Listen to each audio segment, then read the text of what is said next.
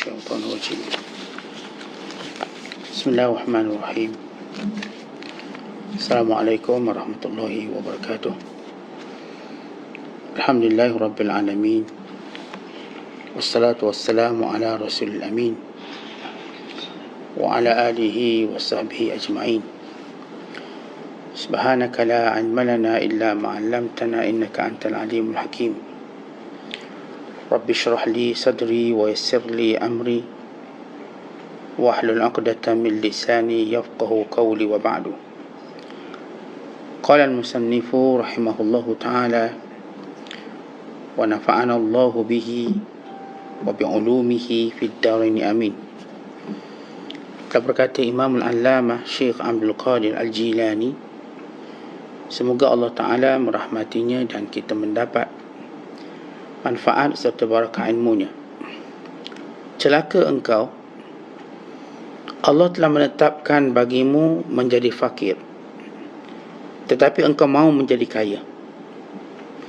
Tidakkah engkau sedar bahawa apa yang dipilih Allah buat dirimu malah engkau tidak terima, hanya sahaja sebab engkau benci pilihan Allah Ta'ala buat dirimu. Hanya sahaja sebab engkau benci pilihan Allah Ta'ala buat dirimu itu ialah kerana melayani jiwamu, hawa nafsumu, tabiatmu, syaitanmu dan rakan-rakanmu yang jahat. Semua mereka itu memang bencikan pilihan Allah.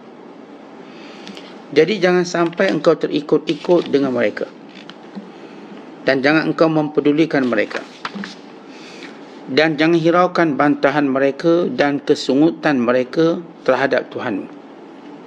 Dengarlah apa yang disuruh oleh batinmu dan hatimu, kerana keduanya itu akan menyuruh segala yang baik dan mencegah segala yang buruk.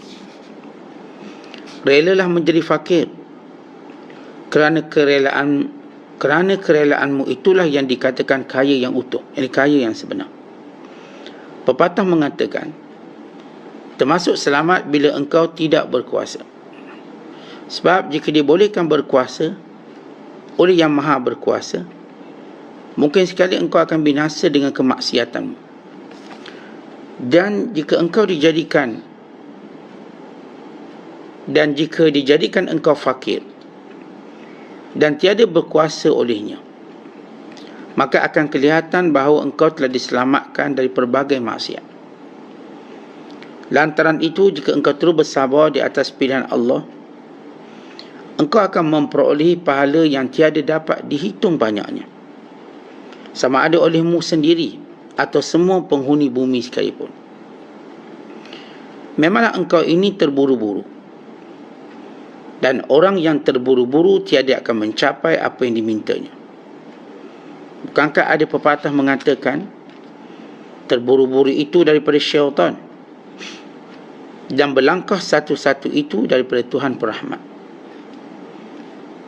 Jadi jika engkau terburu-buru, termasuklah engkau dari tentera syaitan dan kawan syaitan. Tetapi jika mendapat taufik, dan engkau menetap serta beradab dan bersabar, tergolonglah engkau dari tentera Tuhan Perahmat bersama dengannya. Hakikat takwa ialah melakukan apa yang diperintahkan Allah melakukannya, serta meninggalkan apa diperintah Allah meninggalkannya. Kemudian bersabar pula ke atas semua tindakan Allah dan apa yang ditetapkan Allah, dan sabar menanggung semua bala dan bahayanya. Tetapi kamu merasakan diri kamu sebagai makhluk sendirian, jiwa kamu sendirian, hawa nafsu sendirian, kegaiban sendirian dan tabiat sendirian. Apakah kamu tiada berita daripada Allah Ta'ala atau daripada para arif billah? Kamu sekalianlah yang gila bila dibandingkan dengan mereka yang sempurna akalnya. Jika sempurna kegilaan orang yang menggilakan Tuhan, berarti sudah sampai waktunya dia akan keluar dari kegilaannya itu. Pergerakan itu adalah permulaannya, dan ketenangan itu adalah penghabisannya.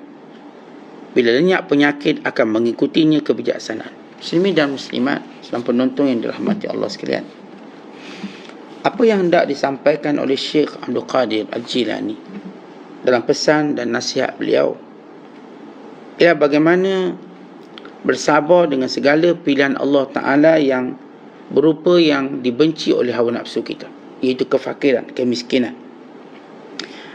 Dan Syekh Abdul Qadir juga menyebut tentang pengaruh-pengaruh yang menyebabkan kita tidak rela kepada setiap takdir Allah. Sama ada pengaruh itu ialah kebiasaan kita, hawa nafsu, syaitan dan kawan-kawan yang jahat. Kemudian kata Syekh Abdul Qadir, ikutlah apa yang disuruh oleh kamu, oleh hati dan batinmu. Panduan dalam menerima segala takdir Allah SWT. Kemudian Syekh menyebut antara perangai dan sifat manusia ialah terburu-buru, atau disebut sebagai ajalah, gopoh gapah dan semua perkara, yang merupakan salah satu daripada tabiat syaitan. Manakala sikap bertenang itu datang daripada Allah yang Maha Pemurah. Kemudian Syekh menyebut tentang hakikat takwa. Apakah takwa yang sebenar? Dan menyebut tentang pandangan sebahagian manusia kepada orang yang dekat dengan Allah. Kononnya mereka ini gila. Realitinya mereka berada dalam kasih sayang Allah. Dan akan nampak nanti kebijaksanaan mereka. Bila kita menyebut tentang menerima kefakiran, setiap kali bila kita cakap tentang takdir Allah, manusia tak akan ada masalah dalam takdir yang berupa apa yang muafakat dengan hawa nafsu dia. Kita kalau sihat, maka kita tak akan bicara tentang takdir Allah. Kita kalau kaya, kita kalau senang, walau semua itu takdir Allah. Tapi jiwa manusia pada benda yang memenuhi keperluan mereka, maka mereka tak ada masalah apa-apa. Mereka terima dengan begitu senang hati. Tetapi bila datang ujian Allah, berupa perkara yang mereka tak suka, sama ada masalah kesihatan, atau masalah kekayaan, atau juga masalah lain, urusan-urusan hidup mereka. Kalau nampak urusan tu payah, kalau nampak urusan tu punya kerana, maka manusia dengan cepat, manusia dengan pantas menunjukkan bangkangan mereka secara mutlak. Kalau bangkangan itu secara luaran, artinya secara kelompok tertentu, maka itu masih lagi menjadikan mereka selamat. Contoh, kalau kita ada pinggan mangkuk ni, anak kita rosakkan, pecahkan, lalu kita membangkanglah, marah anak kita, kenapa pecahkan pinggan mangkuk dan sebagainya, maka bangkangan itu masih lagi kita selamat. Tapi kalau kita bangkang, ya Allah, kenapa benda ni berjadi pada aku, maka jadi kita tak selamat. Walaupun jalan selamat yang dilalui oleh para salafus soleh, orang soleh, apapun yang berlaku, mereka terus nampak, mereka terus tunjukkan penerimaan mereka. Tak apalah, ini dah waktunya rosak, waktunya hancur, waktunya. Mereka terus menunjukkan penerimaan. Maka ini orang selamat. Tapi manusia dalam menerima sesuatu yang mereka tak suka, wa imam mereka bangkang secara zahir, iaitu menuding jari salah pada orang-orang yang penyebab kepada perbuatan, atau bangkangan itu secara mutlak menyalahkan Tuhan dalam takdir. Maka ini yang paling tak selamat. Sebenarnya kalau berlaku apa-apa yang kita tak suka dalam hidup ini, kita salahkan orang pun menyebabkan kita tak boleh selamat. Kita salahkan orang pun menyebabkan kita tak selamat. Apatah lagi kalau kita salahkan Tuhan. Kita ambil contoh macam ni. Contoh mudah dalam kehidupan kita seharian. Misalnya anak kita, dia pun bawa kereta kita, motosikal kita, maka dia pun langgar tiang ke langgar apa, rosaklah motor baru. Apa kita buat? Kita akan marah sungguh-sungguh anak kita. Kita marah anak kita dengan betul-betul. Baik, apa jadi lepas tu? Bila kita marah, motor tu dah rosak lah, tak boleh baiki. Jiwa anak kita juga rosak, dan kita mungkin tak boleh baiki dia. Maka berlaku kebencian antara kita dengan dia. Kita ingat kemarahan tadi menyelesaikan masalah. Jadi kita makin jauh dengan anak. Anak pun mungkin merajuk, anak mungkin dah trauma dengan sikap kita. Lihat, kalau kita tuding kesalahan tadi secara melampau, itu pun menyebabkan rosak hubungan kita dengan anak-anak kita. Bagaimana seorang yang meletakkan kesalahan ataupun ia membangkang takdir Allah, maka lagi teruk. Lagi teruk menyebabkan dia dijauhkan daripada rahmat dan kasih sayang Allah SWT. Antara benda yang kita diuji ialah miskin. Dalam miskin ni benda yang orang tak suka. Sedangkan setiap ujian Allah, wa imma miskin ke, wa imma sakit, ia satu ujian bertempoh. Ujian tadi ialah ujian yang Allah Ta'ala nak zahirkan reaksi hambanya ini. Kalau hambanya bersabar dan hambanya melihat keistimewaan dalam ujian ini, maka dia akan mendapat rahmat yang besar, pahala yang tak boleh dihitung. Allah berfirman, innama yuwaffas sabirun ajrahum bighairi hisab. Sesungguhnya akan disempurnakan pahala orang yang bersabar tanpa ada hitungannya. Kita pun tak boleh kira, orang lain pun tak boleh kira, banyak pahala tadi. Dalam hadis Qudsi, Allah Ta'ala berfirman, inna ibadi man la yuslihu imanahu illa al-faqr walau agnaituhu la afsada zalika. Di kalangan hamba ku ada yang imannya tidak akan selamat melainkan dengan fakir. Kalau aku kayakan dia, maka rosaklah iman dia. Bahkan kata Allah Ta'ala lagi dalam hadis Qudsi ini, wa inna ibadi ma la yuslihu imanahu ila al-ghina walau afkartahu la afzada zalika. Dan di kalangan hamba-hambaku pula ada orang yang imannya terpelihara sebab kaya. Kalau aku miskinkan dia, nescaya rosaklah iman dia. Baik, Allah Ta'ala, pertama kita kena tahu macam ni, Allah tu pengasih, penyayang. Allah lebih sayangkan kita berbanding mak ayah kita. Dan Allah Subhanahu Wa Ta'ala yang terus memberi nikmat pelbagai kepada kita tanpa mengira kita siapa. Kemudian Allah Ta'ala menguji sebahagian daripada nikmat tadi. Daripada banyak nikmat kita dapat, Allah uji sebahagian. Allah berfirman, وَلَنَبْلُوَنَّكُمْ بِالشَّيْءِ minal khawfi wal ju'i wa naqsi minal amwali wal anfusi was samarat wa basyiris sabirin. Dan surah Al-Baqarah ayat 155 kata Allah, kami akan uji kamu dengan sedikit saja, takut, lapar, kekurangan kemewahan, kekurangan nyawa, kematian, dan kekurangan harta. Maka berilah khabar gembira kepada orang yang sabar. Jadi kalau seorang itu ditimpa dengan contoh yang disebut oleh Syekh Abdul Qadir, fakir lah, kita juga boleh contoh sebut sakit dan sebagainya. Allah jadikan ujian itu cuma dalam satu tempoh. Tempoh tadi, baik kalau kita kata tempoh, mungkin setengah kata saya nak tempoh mungkin seminggu, 2 minggu, 3 minggu. Saya katakan begini, kalaupun dalam hidup kita Allah fakirkan kita sepanjang hidup kat dunia, ia masih lagi tempoh yang singkat berbanding akhirat. Kadang kita mungkin susah 2-30 tahun di dunia, tapi abadi, bahagia selama-lamanya akhirat kelak. Manusia nanti bila mati, dia mendapati usia dia di dunia cuma asyiyatan aw duhaha, cuma sedetik waktu pagi atau sekadar waktu duha, atau sebahagian harinya. Siapa pun bila dia mati, dia pulang ke akhirat, dia tidak akan melihat dunia melainkan pagi atau petang. Paling lama mereka tengok satu hari je. Paling lama kami sehari je, dengan bahasa lain sebentar. Baik, kalaulah ujian Allah sepanjang kita hidup kat dunia masih namanya sebentar sebenarnya. Apatah lagi bila kita lihat hakikat ujian Allah pada manusia. Allah cuma beri berapa tahun. Berapa tahun ni kita susah zaman PKP. Lihat hari ni kita bebas balik raya. Penuh orang balik raya.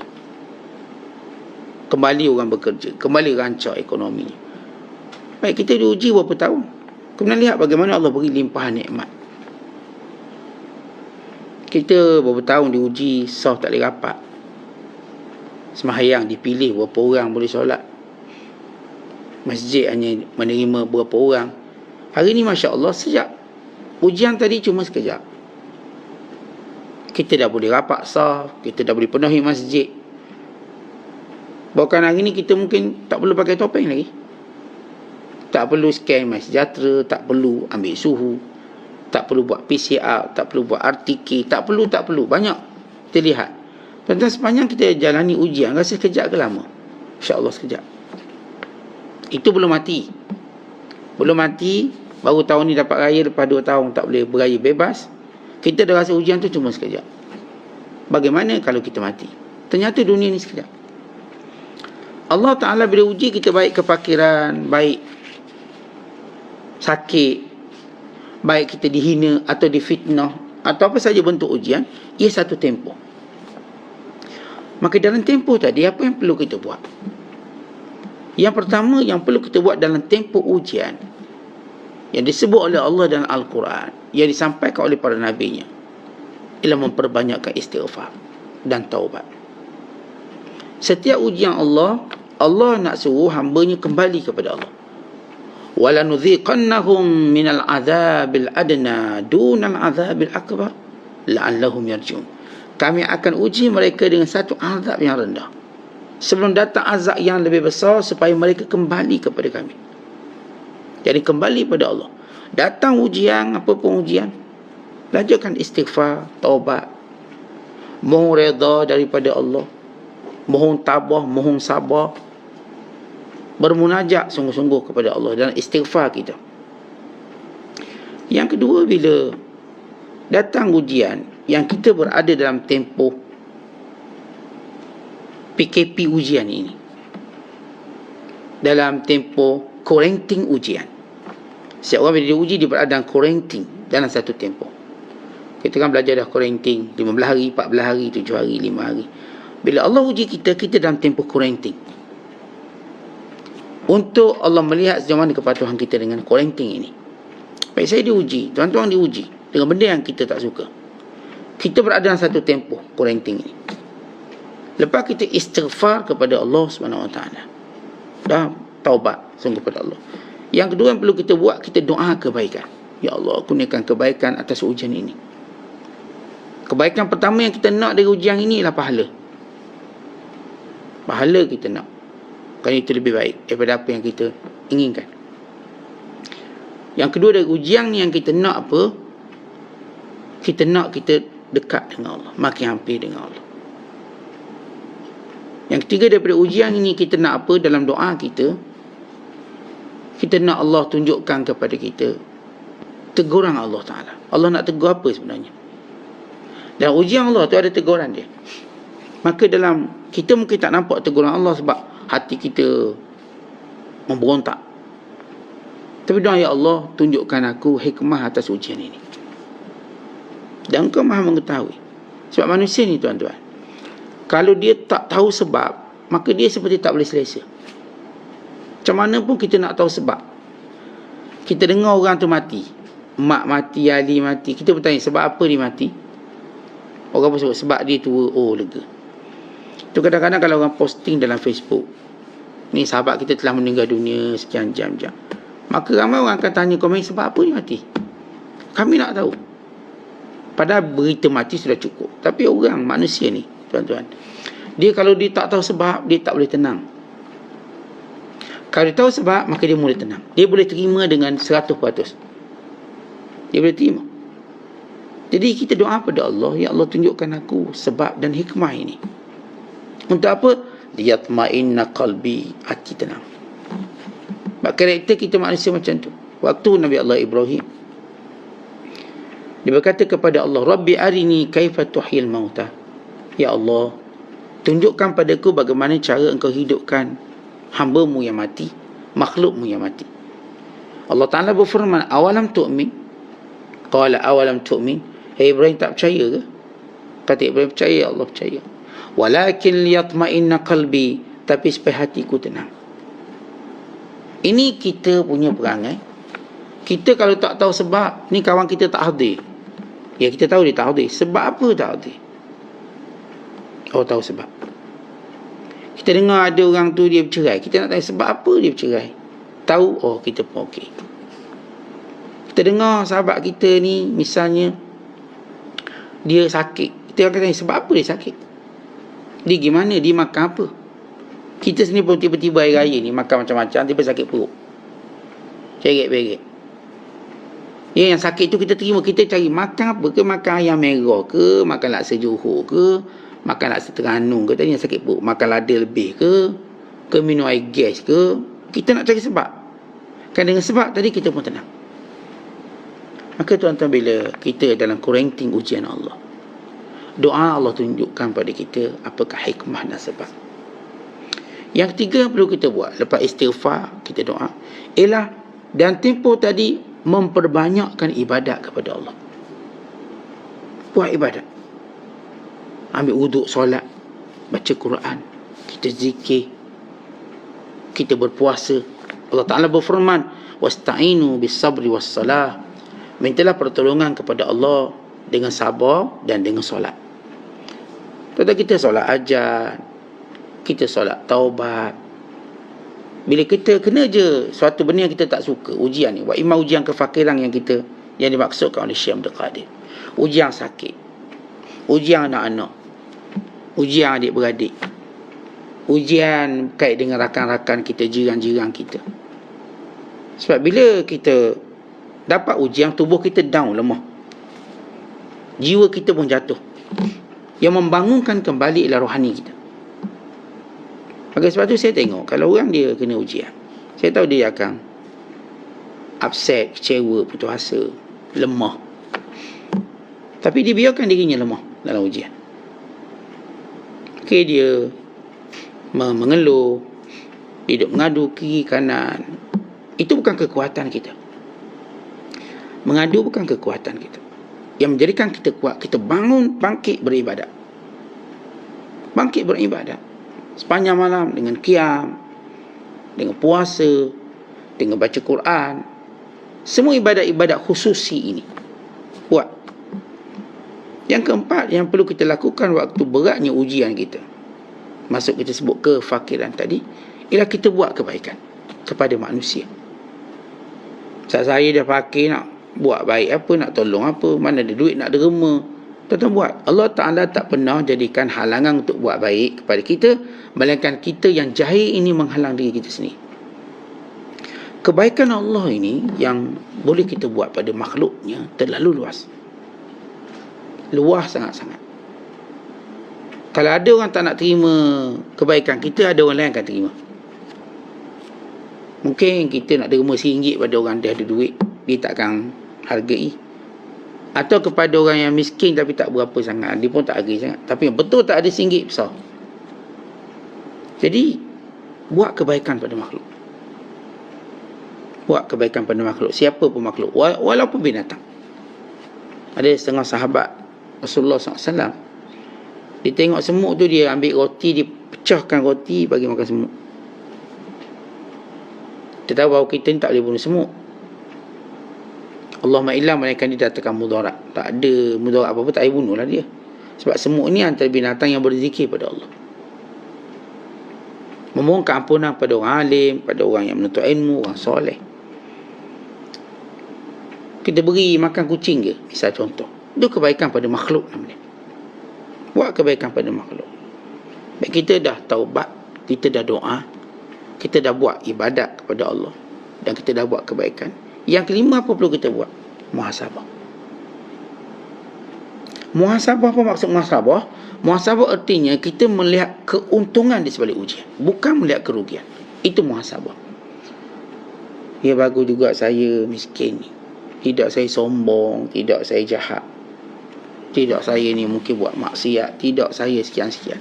Sebab itu kata Allah Ta'ala, walau basatallahu rizqa li'ibadihi labaghaw fil ardh walakin yunazzilu biqadari ma yasha innahu bi'ibadihi khabirun basir. Kata Allah, kalau Allah lapangkan rezeki selapang-lapangnya kepada manusia, nescaya mereka akan menjadi sombong, takabur, jauh daripada Allah. Tetapi Allah menurunkan rezeki ikut kadar yang dikehendakinya. Kerana Allah itu dengan hamba-hambanya maha halus pengetahuannya, halus pengetahuannya lagi maha melihat. Tentu Allah tahu apa yang sesuai untuk kita. Sebab itu kita bila dalam ujian tadi, ingat, ujian ini kita perlu jauhi fitnah ujian. Kalau kita nak bahagia. Dalam hadis Nabi kata apa? As-sa'id liman jannabal fitan. As-sa'id liman jannabal fitan. As-sa'id liman jannabal fitan. Waliman ubtuliya fasabara. Dalam satu hadis kata Nabi sallallahu alaihi wasallam, orang yang bahagia itu yang menjauhi fitnah. Orang yang bahagia itu yang menjauhi fitnah. Orang yang bahagia itu yang menjauhi fitnah. Iaitu orang yang bila mana dia diuji maka dia sabar. Tetapi itu fitnah dalam ujian. Kita kalau kena je ujian, kita berada dalam fitnah. Apa maksud fitnah? Kita berada dalam keadaan bahaya. Kita umpama masuk hutan, ada bahaya. Kita umpama bila lampu dah terpadang gelap gulita, maka bahaya. Kita umpama tak ada duit 1 sen dan poket, bahaya. Kita umpama bila sakit je, bahaya. Kita berada dalam bahaya. Baik, kalau kita berada dalam bahaya, kita buat apa? Nak jerit, nak ngeluh. Tak. Kaedah pertama, sabar. Duduk dalam bahaya, sabar. Sebab kita perlu datang dalam keadaan tenang. Perlu hadapi benda ni tenang. Sebab itu kata Nabi, as-sa'id liman jannabal fitan. Orang yang bahagia itu ialah orang yang menjauhi fitnah ini. Siapa? Bagaimana? Waliman ubtuliya liman ubtuliya fasabara. Waktu diuji, dia pun sabar. Baik, kita dah sebut tadi, ujian Allah ialah Allah quarantinekan kita untuk satu tempoh. Maka ini 5 perkara yang kita kena buat. Istighfar, yang ini bertaubat, berdoa kepada Allah Ta'ala, memperdekatkan diri dengan ibadat pada Allah, melakukan kebaikan pada makhluk-makhluk Allah yang lain, dan yang kelima, muhasabah dengan maksud melihat kebaikan atas ujian, bukan melihat sebaliknya. Itu muhasabah. Kemudian kata Syekh Abdul Qadir, punca kamu ni bila datang ujian, benci sangat. Kenapa? Pertama, kamu layan hawa nafsu kamu. Hawa nafsu kita nak senang je, nak mudah. Tak tengok anak-anak kita, dia nak senang je, tak nak belajar, tapi nak pandai. Tak nak pergi sekolah, tak nak hafal Quran, tak nak buat kerja rumah, tapi dia nak pandai, dia nak berjaya. Lihat, itu hawa nafsu. Hawa nafsu dia tak nak susah sikit pun tak nak. Dia akan mengeluh. Kita kalau kena beratur, marah. Tunggu, marah. Semua benda lah kita tak puas hati. Tuan-tuan, ini kan hawa nafsu kita, sifat dia tak boleh ada benda susahkan dia. Padahal perkara yang menyusahkan dia itulah mendidik diri dia. Kita tengok, sebab kita belajar susah, maka didik diri kita disiplin, didik diri kita jadi kuat, didik diri kita jadi sabar, didik diri kita berpandangan jauh. Tapi kalau kita ikut nafsu, kita jadi bodoh, kita jadi sewel, jadi orang tak berakal. Sebab tu tuan-tuan, agama ini bukan kita gunakan akal, bukan kita gunakan nafsu, tetapi agama ialah ketundukan pada Allah. Apa itu agama? Bukan cerita sembahyang je. Agama ialah kehidupan kita. Kehidupan sehari kita ini agama. Bukan sebut je agama, masjid, surau, agama lah tu. Kat padang bola, dekat pejabat, kat universiti, kat sekolah, itu bukan agama. Itu dunia. Tak, itu agama. Allah berfirman, bagaimana menceritakan tentang nilai maksud sebenar kehidupan. Inna dina indallahi Islam.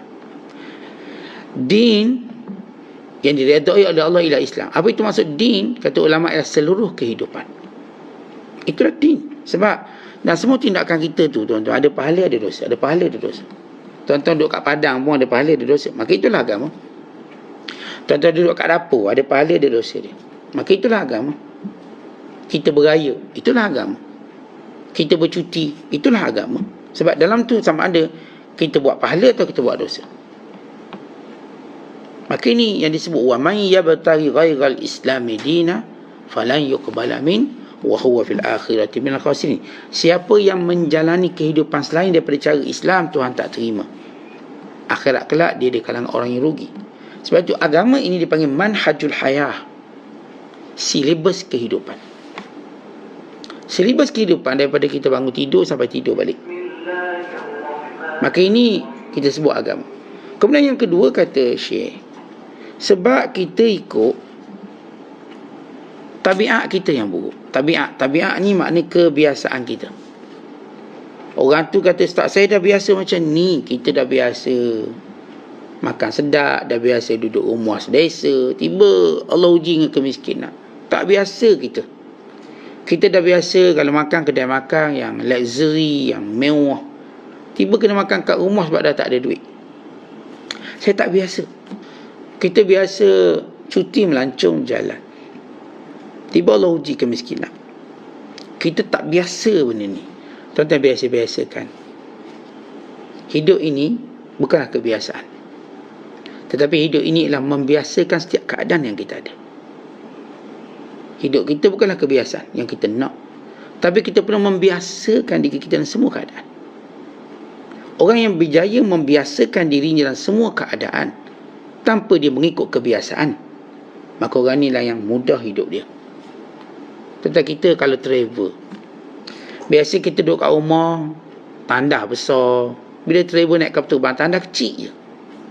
Kecil tandas, air pun kecil, gayung pun tak ada. Maka kita kena biasakan diri kita. Tidak, kita tak boleh masuk tandas tu. Akhirnya kita mungkin buat benda memalukan. Kita berok kat seat kita, kencing kat seat kita. Bila kita tidak mau membiasakan apa yang kita lalui, kita akan buat perkara yang mengaibkan diri kita. Sebab tu tuan-tuan, jangan hidup jangan ikut kebiasaan. Saya biasa macam gini, Ustaz. Jangan hidup kebiasaan. Orang lain pun macam gitu. Jangan ikut orang lain. Tapi biasakan apa yang kita ada sekarang. Kalau saya katakan Allah uji kita dengan gaji dah tak besar, biasakan. Cuba ubah cara hidup, image hidup. Kita akan tenang. Saya dulu Ustaz ada suami, kan tak ada suami, sedih. Raya menangis, seorang-seorang bengkak mata saya ni, sedih. Orang lain Ustaz ada suami belaka. Baik, biasakan diri kita tak ada suami. Biasakan. Jangan tengok kebiasaan kita. Kebiasaan saya raya bersalang suami, peluk cium suami, ambil gambar, photoshop, habis keliling rumah, keliling taman, keliling kebun, keliling kampung. Tiba hari ni saya tak semangat nak ambil gambar. Seorang saya. Baik, kerana kita hidup berdasarkan kebiasaan, kita akan kecewa. Tapi kalau hari ni orang yang tak ada suami, biasakan diri dia. Yang tak ada isteri, biasakan diri dia. Maka dia akan tenang. Sebab kita tak biasa suami outstation lama-lama, bulan-bulan. Biasakan diri kita. Akhirnya kita okey. Buat kerja lain. Ni teringat anak Ustaz, mati dah anak. Atau teringat anak, tak balik raya tahun ni. Biasa kita kumpul belaka. Jangan cerita biasa. Biasakan apa yang ada sekarang. Jadi kita dapati fushah ke lapangan. Sebab itu bila datang ujian, antara perkara penting kita buat ialah membiasakan diri dengan ujian tadi. Kalau miskin, kalau sakit. Kalau susah. Biasakan diri kita. Maka orang yang membiasakan ini tanda orang yang belajar daripada takdir Allah SWT. Dan yang seterusnya puncanya ialah yang kita payah nak terima takdir Allah sebab syaitan.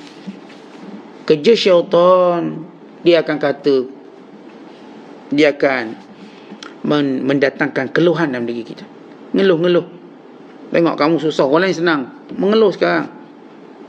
Bukan marah pada Tuhan.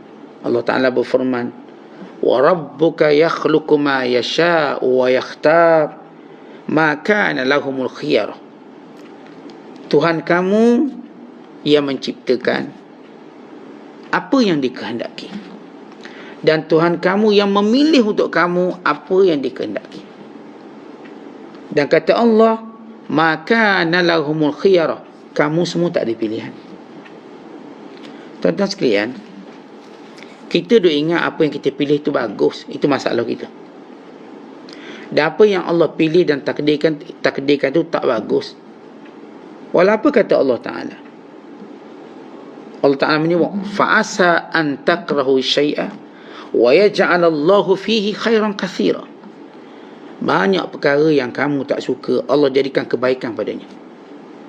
Tuan-tuan tengok dalam pengalaman hidup, yang saya selalu sebut tentang pengalaman hidup kita. Banyak tak benda yang kita tak suka? Banyak Ustaz tak suka. Lepas tu kita tengok apa? Kebaikan yang berganda. Banyak. Kadang kita tak suka anak ni, lalu nampak kebaikan anak ni. Kadang kita tak suka suami kita, nampak kebaikan suami kita. Kadang tak suka bini kita, maka nampak kebaikan bini kita. Allah tunjuk.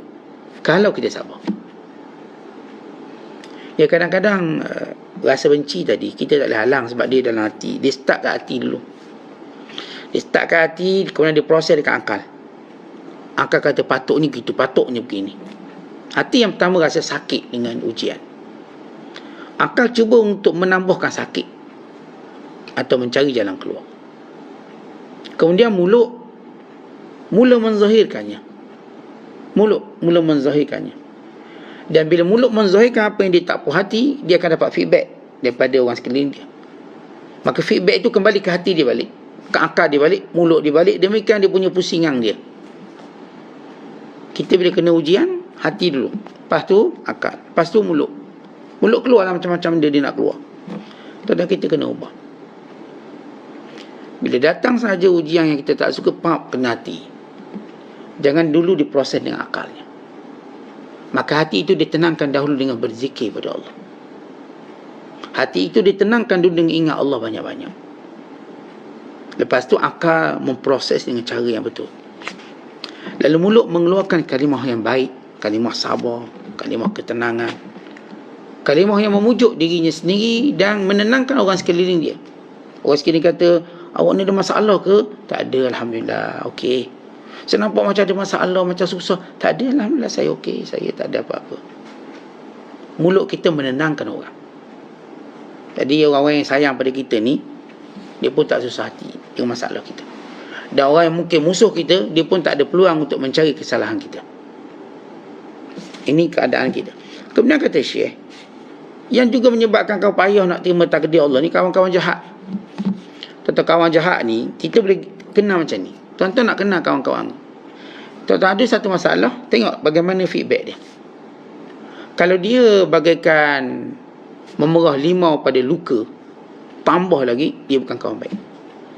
Atau dia bagaikan menyiram minyak atas api, dia tak baik. Tapi kalau dia, setiap kali kita cerita masalah, dia pun tenangkan kita, ini kawan baik.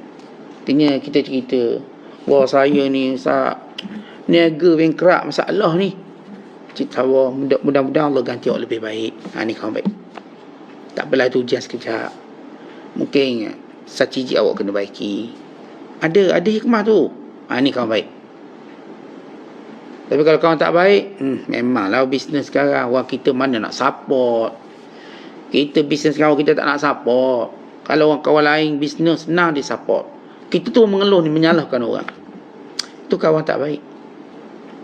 Ni bini ni mengadu, isteri mengadu masalah ke kawan-kawan ni. Suami saya ni jarang balik rumah, suami saya ni nafkah bagi tak cukup, suami duk bebel lah benda dia nak kata. Kawan dia kalau baik, sabar barangkali suami awak tu ada masalah dia. Kadang kita kena duduk dengan dia, cakap. Kadang-kadang suami kita ni kurang berdoa kebaikan untuk dia. Cuba doa kebaikan. Ya Allah, tolonglah suami aku. Ya Allah, bantulah suami aku. Doa untuk dia kebaikan. Kadang-kadang kita pun jenis sebelah tangan, minta dia belaka, kita tak nak buat. Dia pun kecewa lah kita. Ya, giliran bini laki kita duit banyak, kita minta macam-macam. Giliran kita duit banyak, kita senyap, dia tak bagi apa-apa. Yang sorok simpan. Habis bila bab tu kan, suami kan yang sayang isteri, dia akan beli benda tu, beli benda ni. Habis kalau isteri yang sayangkan suami, dia tak beli apa-apa. Tak, kita terima je Ustaz. Ini masalah kasih sayang sebelah tangan, nama dia. Dia kalau kita tengok suami kita ni, punca kebaikan kita. Kita juga nak jadikan diri kita punca kebaikan dia. Ini dah ramai ataupun sebahagian mereka ni isteri, dia cuma nak tumpang kebaikan suami, dia tak mahu suami tumpang kebaikan dia. Sebahagian mereka. Maka bagi dia, suami kena bahagiakan dia. Dia lupa dia juga kena bahagiakan suami dia. Maka benda ni yang kita perlu lihat. Baik, kalau dapat kawan yang baik, kawan ni kata awak ni kurang doa ke suami awak, kau doa lah biar suami awak baik. Ataupun awak pun kurang buat baik ke suami awak, cuba buat baik. Jangan harap dia je bagi hadiah ke awak. Ulang tahun perkahwinan dia kena bagi hadiah. Ni semua. Habis isteri buat apa? Isteri kan ulang tahun perkahwinan kan sama-sama. Kalau orang jenis sambut ulang tahun perkahwinan lah. Saya alhamdulillah tak sambut. Yang sambut. Yang sambut, dia pun tunggu apa suami nak bagi kat dia. Tak, suami juga mengharapkan apa pula isteri bagi pada dia. Dan kita kena, kebaikan ini jangan sesekali kita melihat orang lain perlu buat baik pada kita, tetapi kita lebih melihat bagaimana kita boleh buat baik pada orang, siapa pun orang tu. Ada orang menunggu kebaikan sampai pada dia tanpa dia berfikir untuk menyampaikan kebaikan pada orang lain. Tentang menunggu kebaikan sampai pada kita daripada suami, daripada ibu, ayah, daripada siapa pun yang kita anggap mereka patut buat kebaikan pada kita, maka ini sebenarnya akan mengecewakan kita. Biar kita sama-sama buat baik. Tapi kalau si isteri ni jumpa kawan tak baik, dia pun ngadu, suami saya ni teruk, suami saya begini, maka kawan ni kata, lelaki memang macam tu, dia geng-geng jantang tu macam tu lah perangai dia, tak ada kerja lain. Tetapi ini para penghasut umpama ini bukan kawan baik. Kan itu kita ni nak kenal kawan baik tak baik, cuba cerita masalah, tengok feedback dia. Kalau dia Masya Allah kata tak apa, saya doakan awak, mudah-mudahan awak kembali, ini kawan baik. Kalau dia kata tak apa, kita Allah uji kita kejap je, nanti selesai ujian, atau Allah uji kita sikit, atau ya mungkin itu kekurangan dia, tapi kebanyakan dia, kebaikan dia kan banyak juga. Dan tak ada orang sempurna. Awak sendiri pun mungkin ada kekurangan di sisi dia, tapi dia mungkin tak cerita ke orang. Awak cerita kekurangan suami awak. Tapi kita sama-sama ada kekurangan. Siapa yang tak ada kekurangan dalam hidup? Kemudian kata Syekh Abdul Qadir, sebab itulah kamu bencikan pilihan Allah sebab terikut dengan mereka. Jadi caranya jangan pedulikan mereka. Habis nak ikut siapa ni? Dengar apa yang disuruh oleh hati dan batin. Baik, kita sebut hati, selalu kita cerita bab hati, tempat di mana datang ketenangan, tempat di mana yang akan menyuburkan hati ila zikrullah, ila ingatan pada Allah. Kita nak hati yang macam ni, yang sentiasa ingat Allah. Dan bagi disebut batin kita, batinmu itu rahsia, atau disebut sebagai sir ataupun asrar, iaitu kita melihat kepada ilham yang baik. Tentang kita mendambakan ilham yang baik daripada Allah setiap kali datang ujian. Ilham ini akan kata, barangkali ini sebab dosamu, barangkali ini sebab silap kamu, barangkali ini ilham-ilham yang baik. Baik, macam mana kita nak tahu ilham yang baik? Ilham yang menjadikan kita dekat dengan Allah, yang menjadikan kita redha bila datang ujian. Sebab itu kata ulama bahawa ujian ini sebenarnya, bila kita bercakap tentang hakikat ujian, ia adalah satu peraturan kasih sayang Allah. Peraturan kasih sayang Allah. Bila Allah uji seorang hamba, ialah peraturan yang Allah tetapkan. Bagi mendapat kasih sayang Allah, datang ujian. Kata Nabi SAW, faman radiya falahu ridha, wa man sakhata falahu sakhat. Siapa redha dengan ujian Allah, maka Allah sayang dia. Siapa yang tak suka dengan ujian Allah, maka Allah benci dia. Maka tengok ilham, dengar ilham yang dipanggil i'adun bil khair. Ilhamkan kita benda yang baik. Barangkali duit saya hilang ni kerana saya tak keluar zakat, atau saya kurang derma, atau saya kurang buat kebajikan, maka ilham yang baik datang. Barangkali saya susah ni, ini dosa-dosa silam saya.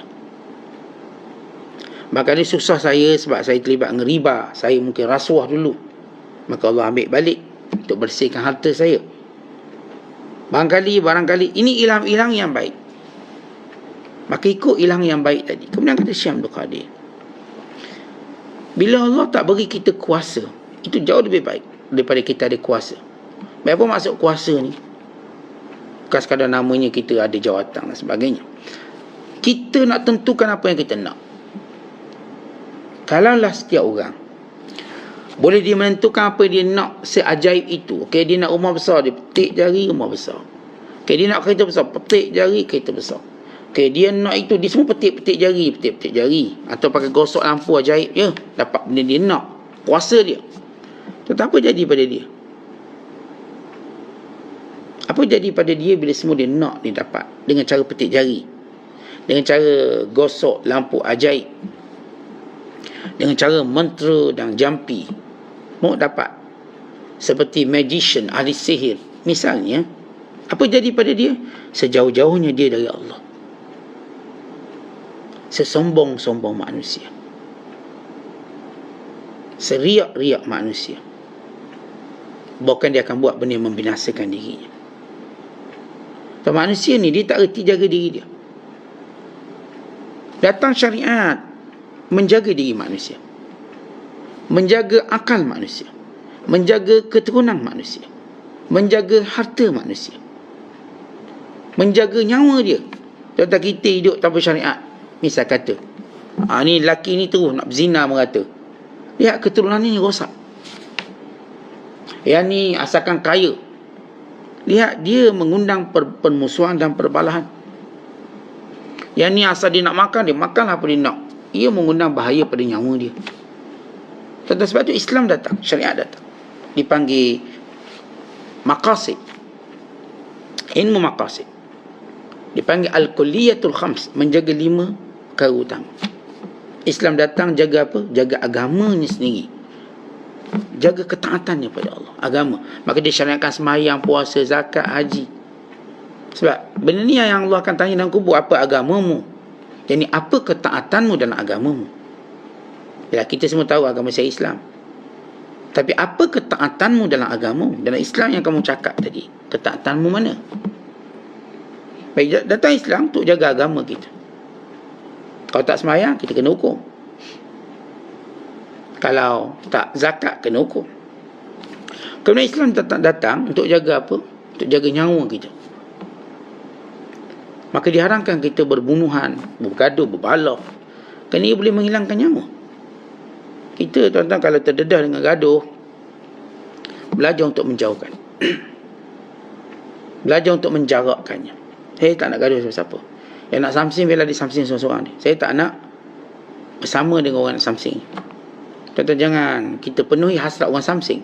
Orang samsing kerja nak gaduh kita, nak tumbuk kita. Jangan, biarkan dia. Biar dia samsing seorang-seorang. Biar dia tendang kereta di sini. Kita tak akan terlibat.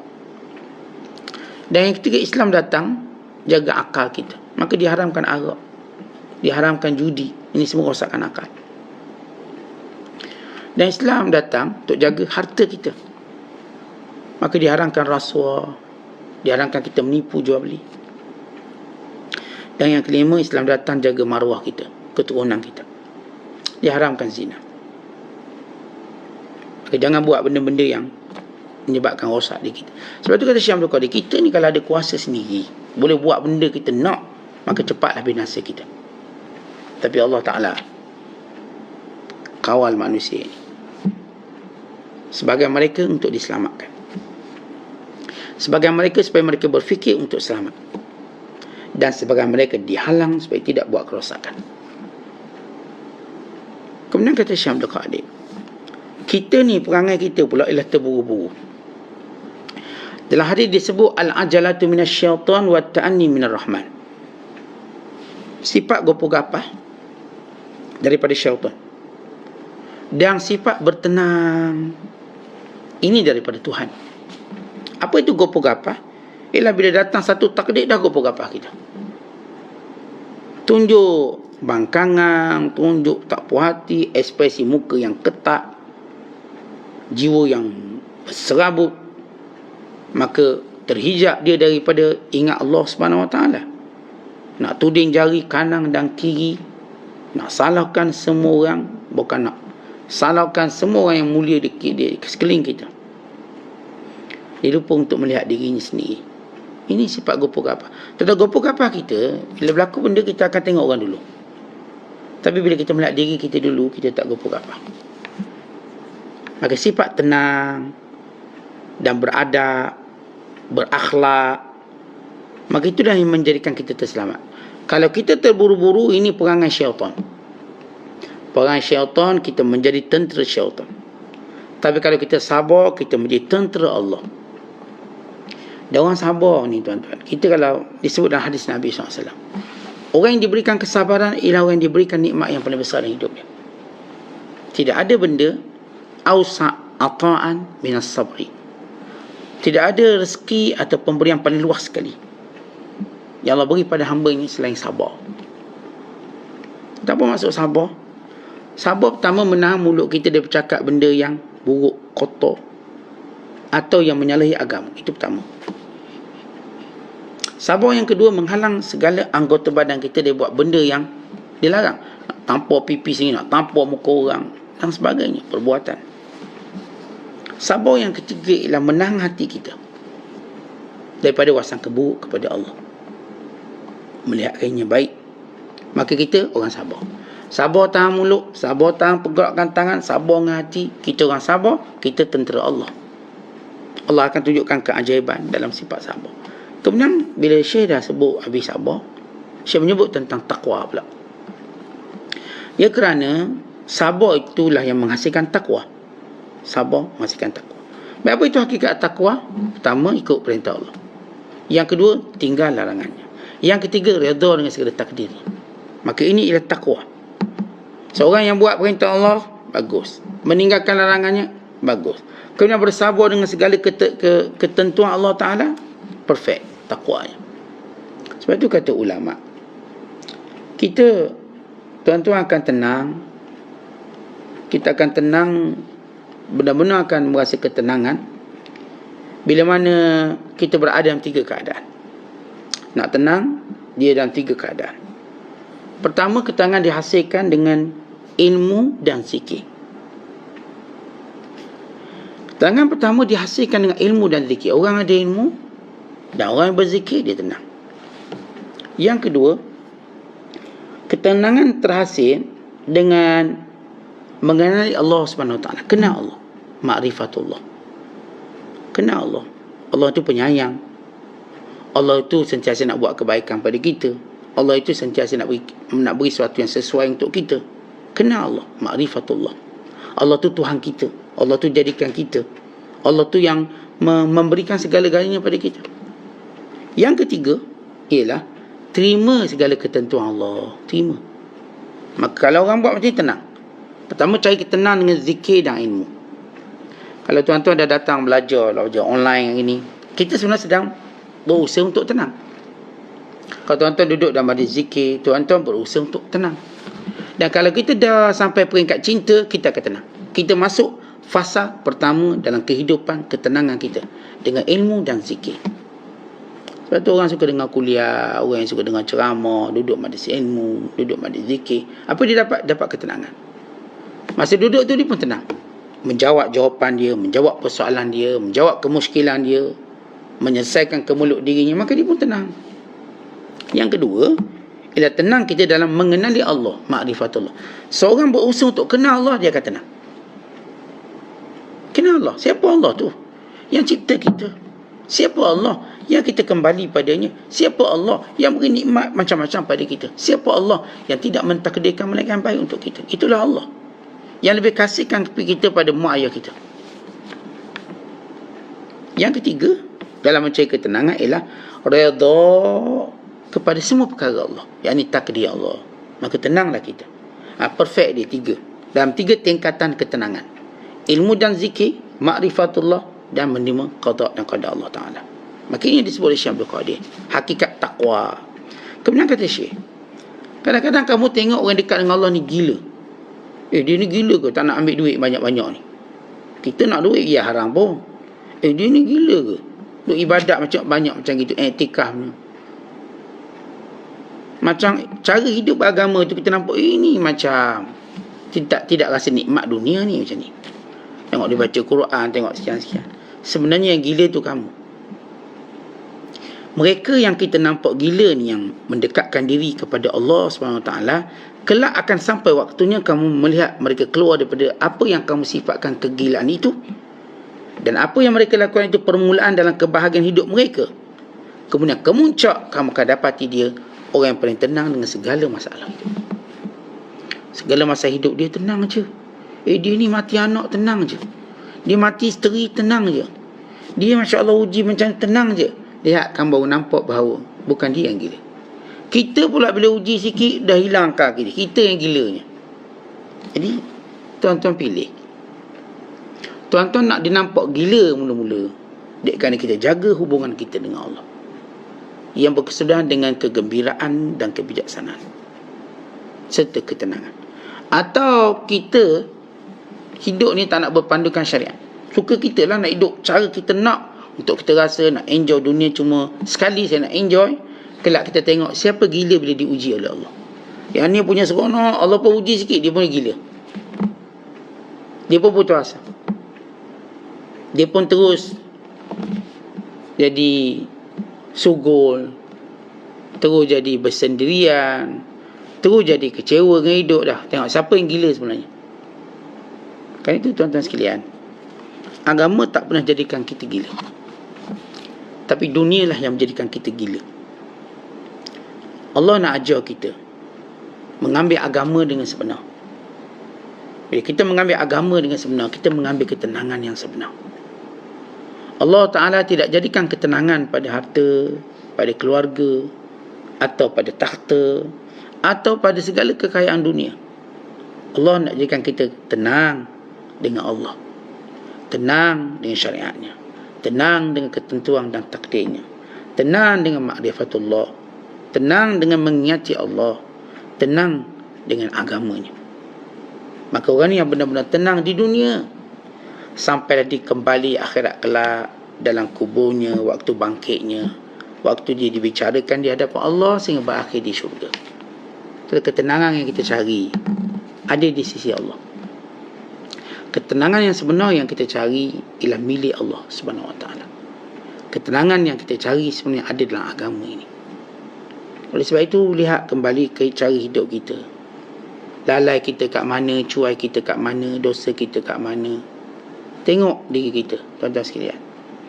Tengok diri kita waktu mana kita diuji oleh Allah Subhanahu Wa Taala. Apakah kita mengeluh, mengengek, atau kita melihat ujian ini suatu yang akan mematangkan usia agama kita, mematangkan usia kepada hubungan kita dengan Allah Subhanahu Wa Taala. Selalu orang kata pengalaman mematangkan usia, tapi kita katakan ini ataupun segala takdir Allah mematangkan usia agama kita. Tuan-tuan sekalian, lihat takdir Allah dengan hati yang bersih. Lihat takdir Allah dengan akal yang terpandu oleh syariat. Lihat takdir Allah dengan kata-kata yang baik yang berupa zikir dan doa. Kita dah sebut sebelum ini, kita tuan-tuan daripada bila kena ujian duk mengeluh sana, mengeluh sini, tulis dalam Facebook ni, cerita orang tu. Why not kita berdoa kepada Allah, minta yang baik-baik. Kita ada solat istikharah, kita ada solat taubat. Andai kata kita nampak tak baik, maka doa yang baik. Saat saya dah istikharah tu nampak macam tak baik ni. Kita kadang-kadang istikharah pada benda yang orang lain juga terlibat. Ada benda yang kita istikharah pada kita je yang terlibat. Ada istikharah tadi dia bersifat dua, kita anak kita nak kahwin, anak kita nak kahwin. Lalu anak kita pun kita suruh istikharah. Bang, abang nak kahwin, bang istikharah dulu. Mama takut dapat nantu-hantu, susah mama ni. Contohnya, ibu takut, umi takut. Anak kita pun istikharah. Dia kata, ma atau ibu, umi nampak bagus. Kita istikharah juga sebab kita sayang anak kita. Tak nampak, Ustaz. Saya 7 kali saya istikharah, Ustaz. Saya nampak macam tak elok perempuan tu. Tapi anak kahwinnya anak kita, bukan kita. Memang kita ada macam kepentingan bersama, tapi yang buat keputusan itu ialah orang lain. Kita ada keputusan sama, kita ada kepentingan sama, tapi yang buat keputusan tu orang lain. Yang nak kahwinnya anak kita. Saya ni mak atau saya ayah, saya bimbang lah dapat orang tak tentu hala ni habis saya, dia akan jadi keluarga saya. Saya pun istiqarah. Istiqarah saya nampak budak ni tak elok untuk jadi menantu saya. Saya lah istiqarah. Anak saya pula dia istiqarah, dia nampak baik untuk jadi bini dia. Macam mana ni berlawang ni? Istiqarah. Baik. Bila saya katakan satu benda yang kita mungkin punya hak, tapi yang buat keputusan bukan kita. Anak kita tetap nak kahwin walaupun lari. Kita lari pun saya kahwin. Jadi apa kita buat? Saya ada istiqarah ni, maka kita doakan kebaikan. Sebab kita bukan pembuat keputusan. Maka kerana kita buat macam tu, maka benda tu pun jadi baik. Tapi kalau kita tak nak doa, kalau berlaku sesuatu kita kata, aku dah cakap dulu, kita tak membantu agama anak kita. Sebab itu tuan-tuan istiqarah, kadang-kadang memang hak istiqarah tu hak mutlak kita. Sebab kita buat keputusan. Kadang-kadang bukan kita yang buat keputusan mutlak, tapi kita ada kepentingan bersama daripada satu sudut yang lain. Sudut lain kita ada. Maka kalau istiqarah dia lawang istiqarah kita, istiqarah mana yang lebih kuat? Bukan cerita mana lebih kuat, tapi kita dalam hidup sentiasa mengharapkan kebaikan. Maka kita ni kalau saya kata istiqarah nampak tak berapa nampak lah, blur, doakan kebaikan. Nescaya kita tidak akan melihat melainkan apa yang menggembirakan kita. Itulah cara kita menangani setiap liku-liku kehidupan kita, supaya kita sentiasa tenang dengan rahmat dan kasih sayang Allah. Wallahu bisawab. Assalamualaikum warahmatullahi wabarakatuh.